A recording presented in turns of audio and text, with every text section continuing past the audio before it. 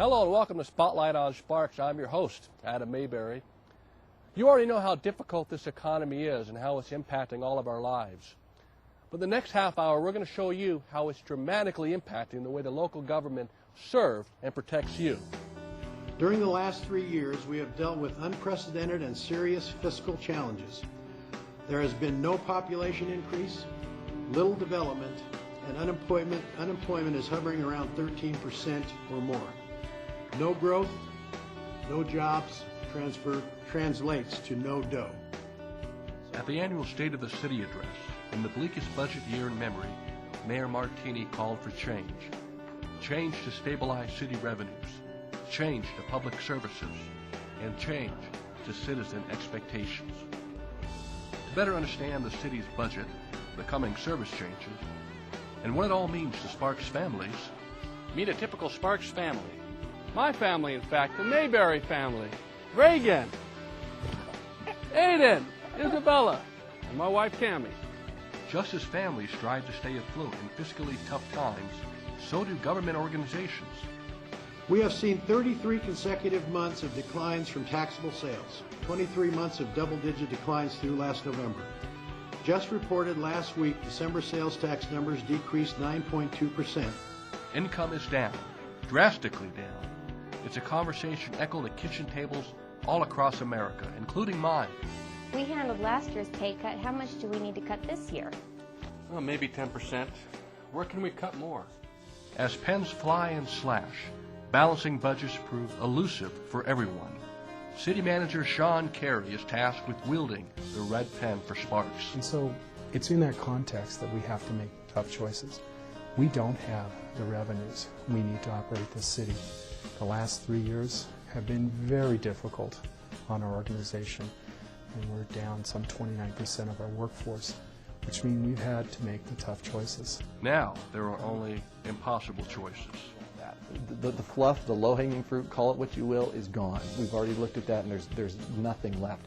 We're down to bodies, if you want to be that blunt about it, or reductions in salaries and benefits. It has to be in those areas. Unfortunately, there's just no other place to cut. You can't just decide, I'm not going to pay my fuel bill. Back in 1985, each city maintenance worker repaired 20 miles of streets. Today, each worker is responsible for 82 miles. We're today trying to operate a city on the same revenues we received in 2002. Inflation alone would tell you that a great challenge that would be. You add to that a growth in population and a growth in the need to repair and maintain the parks and the roads that we've added in the last 10 years. The problem is bigger. So we have cut back. We've cut back across the board, and we do have more cuts to do. As tightly stretched resources burn out, the choices only get harder, both for government and for families. There just isn't anything left to cut. I worry about paying bills and buying groceries. At this point, I'm just glad their dad is still employed. We've really struggled in what we have had to cut over the last 3 years has had a direct impact on the quality of life in our community. Severe cuts in our police department and in our fire department. Even doing far more with much less quite simply isn't enough to balance a budget in a year when city income is down 21% from just 3 years ago. Change is all around us, and more changes are coming. The time has come when local governments, and Sparks is no exception, must undertake some soul-searching and identify the core services that are important and required for their citizens.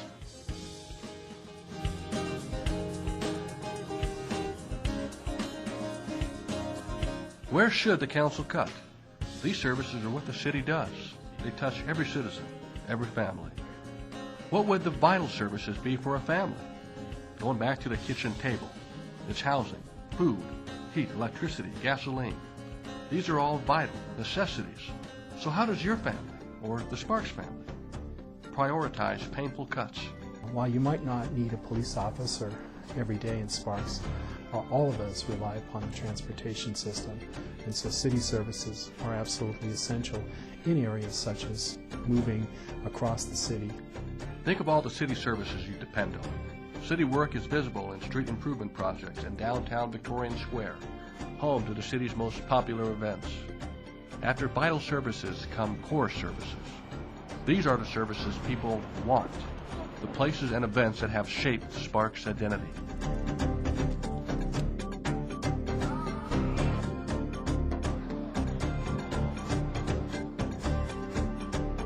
Promoting the city's identity is the job of the city's branding campaign.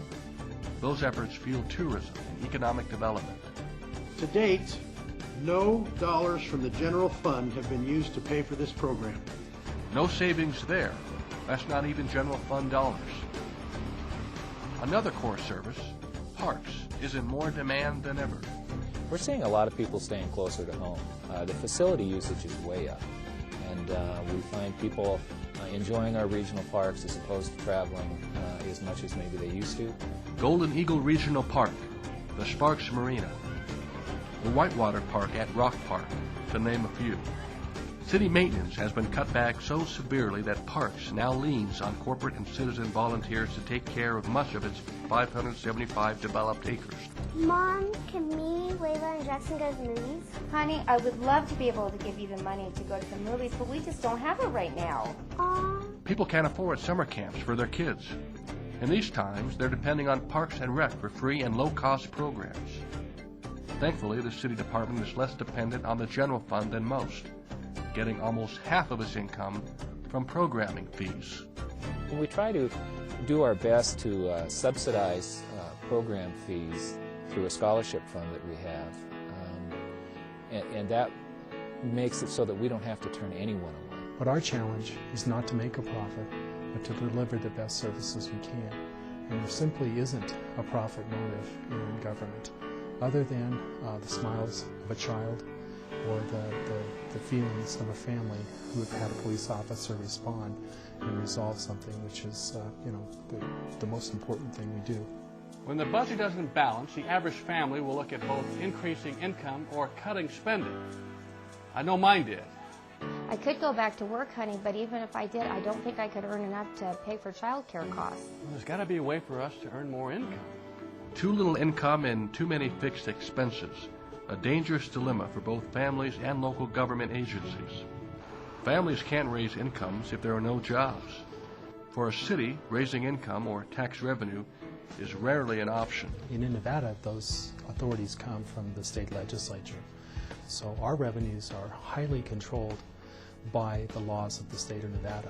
Imagine if your family had only control over only a small percent of its household income.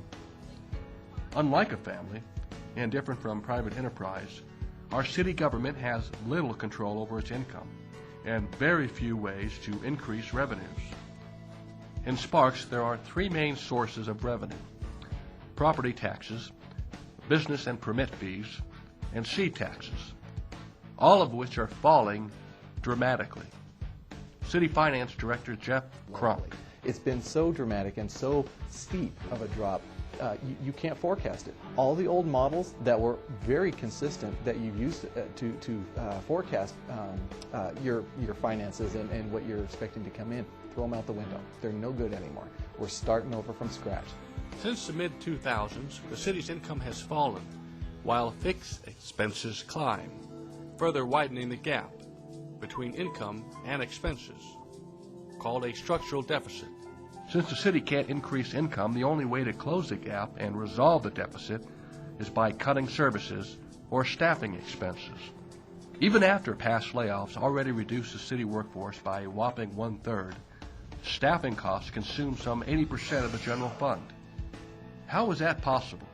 Well, that's how far city income has fallen. The first thing is to be honest with yourself, and as an organization and as an individual, that you've got to make some real cuts. You've got to make some real sacrifices. From a general fund standpoint, it's more than a 10% cut that we're looking at in our fiscal year 11. That's after the cuts that we've already made in previous fiscal years, and this one hurts. To be honest with you, this one is very, very difficult. 3 years ago, we had all of our fire positions filled, and were able to provide the type of fire service our community desired. This downturn, this loss of revenues has directly led us to reduce that service. In fact, police and fire are the #1 priority, with the City Council dedicating 65% of the nearly $62 million general fund or operating budget to public safety. To avoid dozens of immediate layoffs, the city is asking staff and labor unions to permanently cut their salaries and benefits, to make the necessary sacrifices to save jobs. Even so, that leaves just 35% of the general fund to pay for everything else. Some of it is exactly like you would find in a small business. You have your human resources, you have an IT department, you have a finance department. All those things that just kind of have to be done with any organization. That's a big piece of what the general fund is. So how much is the electric bill this month? Don't forget, we need to pay the garbage bill too. Family budgets account for fixed costs, things like housing, gasoline, electricity, and so on. The city pays the same bills you do. These are expenses that simply cannot be eliminated. Then there are unfunded mandates, services and programs that higher levels of government require the city to provide at the city's own cost. We would ask those governments not to take action that affect the services we provide by taking our revenues. It's time to break into the rainy day fund. Oh no, there's not much left. The city, too, is almost out of rainy day money. That leaves us all vulnerable to emergencies. For example, if we're to have a flood, happens every now and again, right? That costs a lot of money to clean up. It has an extreme economic devastation on a lot of businesses. So it does too with the city. So, if the general fund and contingency funds are depleted, why not tap into other city funds for help? Well, it's like this. The city keeps its money in lots of different funds. You can think of them as buckets of money. Each is set up for a purpose and can only be used for that specific purpose. For example, the debt service fund. The city issues a bond, as an example, and we have to pay the debt service on that bond, the principal and interest. We don't do that through the general fund. We do that through a debt service fund. So taking money from one bucket to fill another would be like buying groceries with money that was supposed to be used for your credit cards. Well, families may do this in a pinch, but, well, in most cases, it's illegal for local governments in Nevada to do so. So, money is in short supply, and the list of expenses seem ever expanding. Well, now what? The coming years, we will recover, but only as our city recovers. Our revenues, about 90% of the time, are generated by private activity. So when people are in our economy fully employed, we're going to see more revenues. When we have growth occurring, we're going to see more revenues. When we have a healthy community where our businesses are growing and prospering, we're going to have revenues that will provide us the basis to provide the services that people have come to expect in Sparks, and that's why we say it makes a difference to live in Sparks.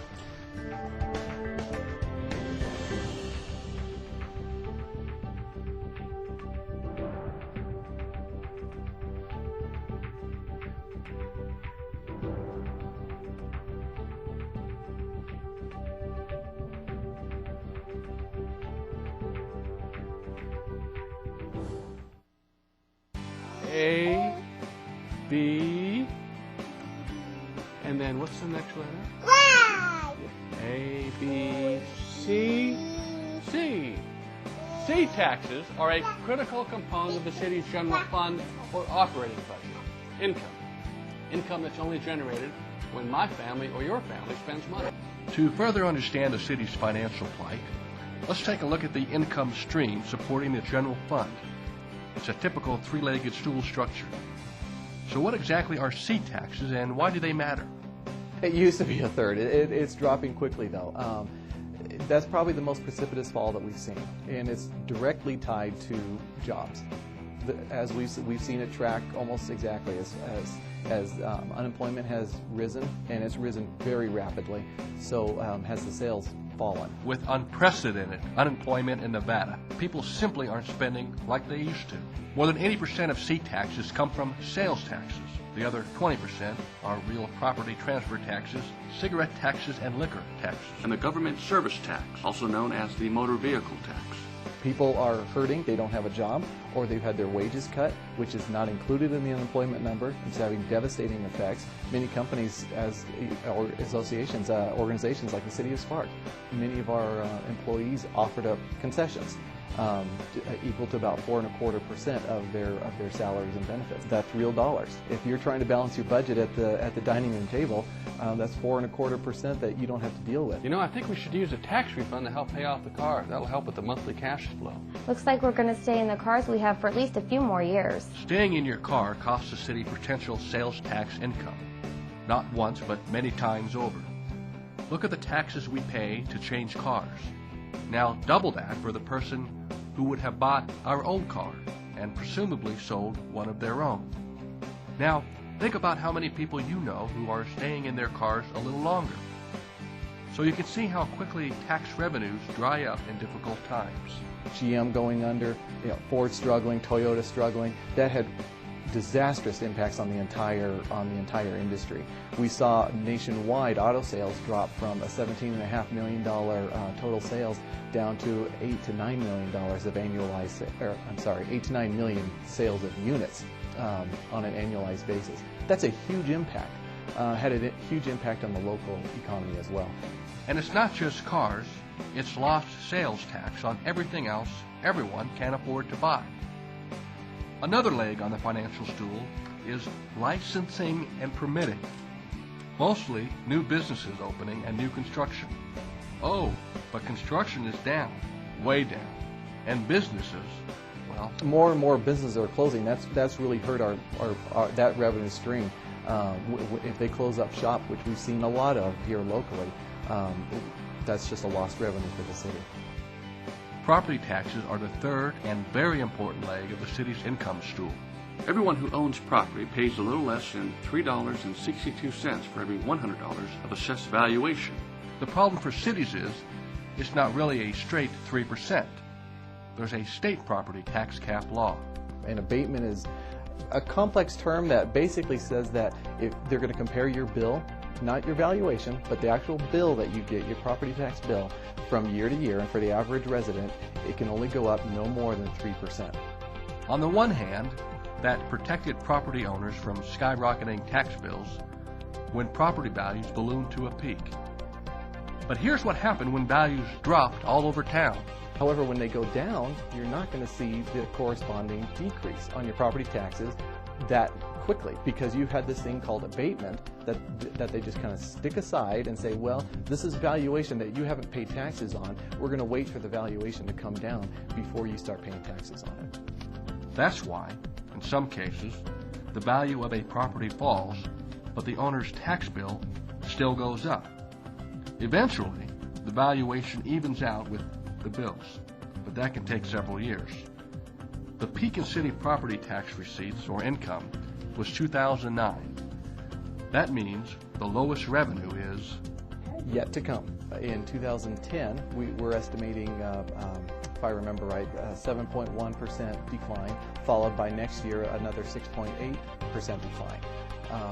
The following year, it kind of depends on how the assessments go, and I expect that'll continue to fall, hopefully in the single digits, but time will tell. What's driving the falling values? No surprise to homeowners, it's foreclosures. Or, to put it another way, it's the economy. You backtrack and you look at the history of how things progressed during the 2000s. We had this huge growth run-up and a lot of development that happened primarily in the northern areas of Sparks. This is also true for Reno, the north areas of Reno and also in the west areas of Reno. Well, the old saying, what goes up must come down, the higher they are, the farther they are to fall. Same kind of scenario. What we're seeing right now is a dramatic drop from those extreme rises that we saw earlier. What's the future of this income source for the city? Not too bright. Property values would have to double. That could take years. Even if they did double, tax revenues wouldn't. Revenues only would return at the rate of 3% a year, thanks to the property tax cap. Hard times take a toll on the city of Sparks, on all of our families. Mom, I really, really want that new dress we saw, please. Honey, I would love to be able to get it for you, but it's just not in our budget right now. We're going to have to wait. local governments, including Sparks, are operating at a bare bones level. In March 2007, we had a peak of 644 full-time employees. Through attrition, voluntary separation programs, and the very difficult task of layoffs, today we have a workforce of 500, a 22% decrease. Our current general fund budget is 21% lower than 2007. We have streamlined and eliminated numerous city services and positions. We are doing far more with much less. Today in Sparks, we need 46 additional police officers to reach the ICMA, the International City Managers Association, recommended level of officers per 1,000 people. What does that mean to a resident? It means we're coming when you call for help. It will just take us longer to get there. And it makes our officers make some truly awful choices as they need to prioritize the calls they're responding to, and it means they're not giving the care and the standards that people have traditionally seen in Sparks. It's also true in roads, in parks, and here at City Hall. These cuts have been dramatic. Those left behind are thankful to have their jobs, but wondering what the jobs are becoming. Empty chairs mean more work and fewer resources and skills with which to get the job done. Just 3 years ago, for example, we had 5 code enforcement officers.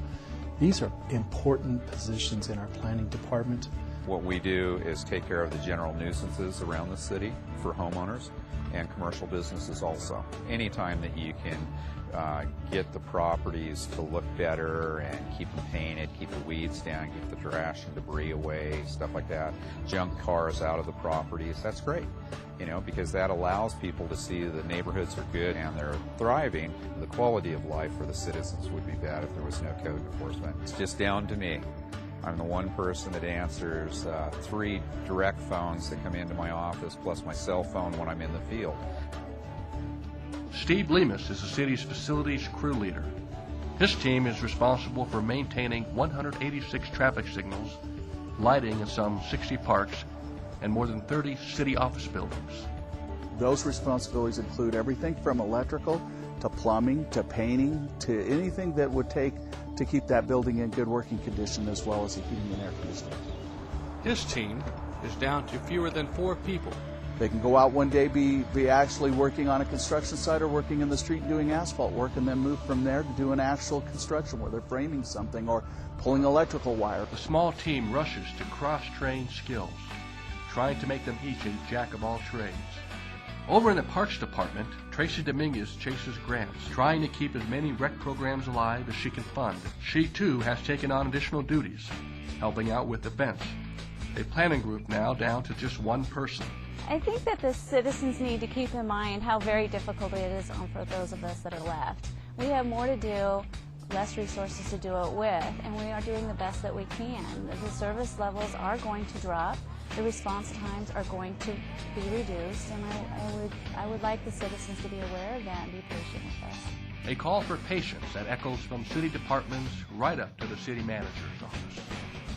And it's an important message for them to understand that we're cutting back because they're cutting back. And when they return to economic health, we'll return to economic health. So I hope they will judge our services, because we are forced to reduce our services. So you will have to wait longer, and you will not see the same services you saw in the past. But as our economy picks up and we return to being a vital, essential place to be, we will return those services as quickly as our revenues will provide.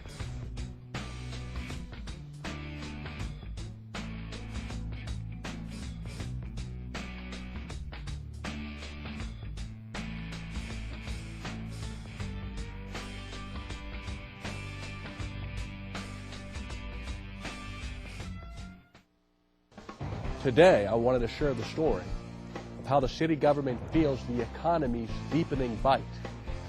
But now, let me tell you what keeps me optimistic. It is not just the recession and the state of the economy that are affecting local governments. These are symptoms of a much larger dilemma that we face. The decline in property values is to the point where it is extremely unlikely to return to levels achieved during the housing boom. Our state's tax structure needs serious reform, and immediately. We can no longer be dependent on property and sales tax, accounting for nearly 2/3 of our operating revenue. Sparks leadership is calling for change. Change to stabilize income and end unfunded state and federal mandates. Cities simply don't have the money to pay for the services higher levels of government keep mandating down. Sparks is not an island. We are very much woven into the fabric of other governments. We rely upon Washoe County each and every day.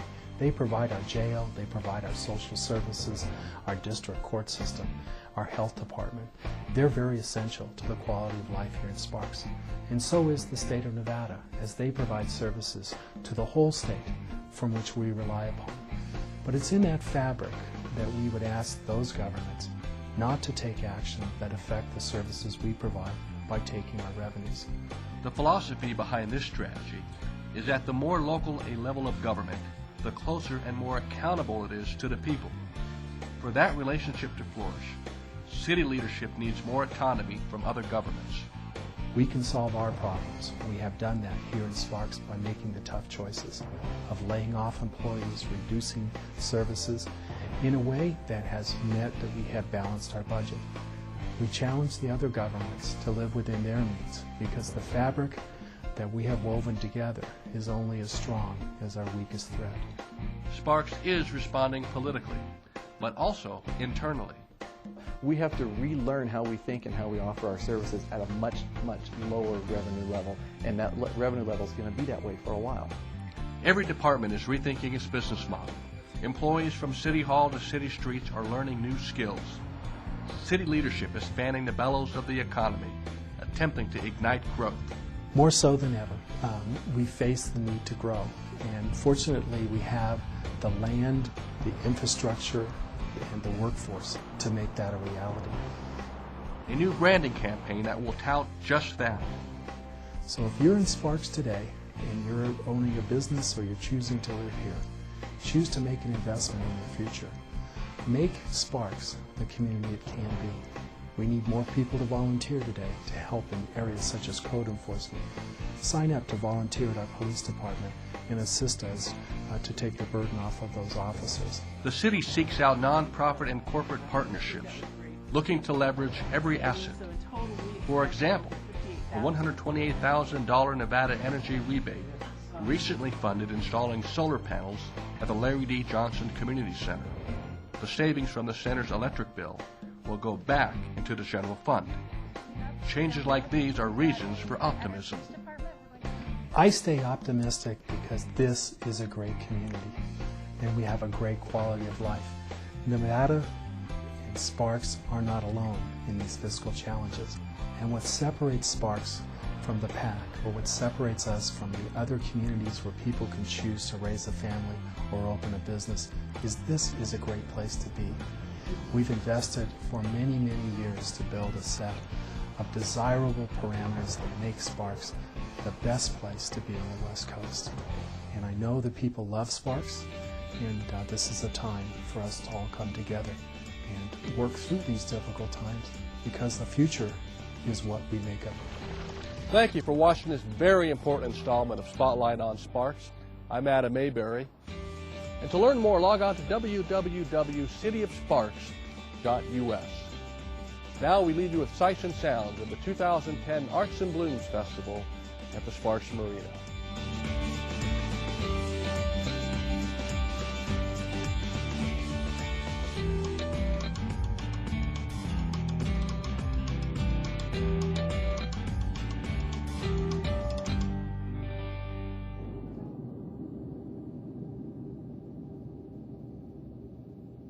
You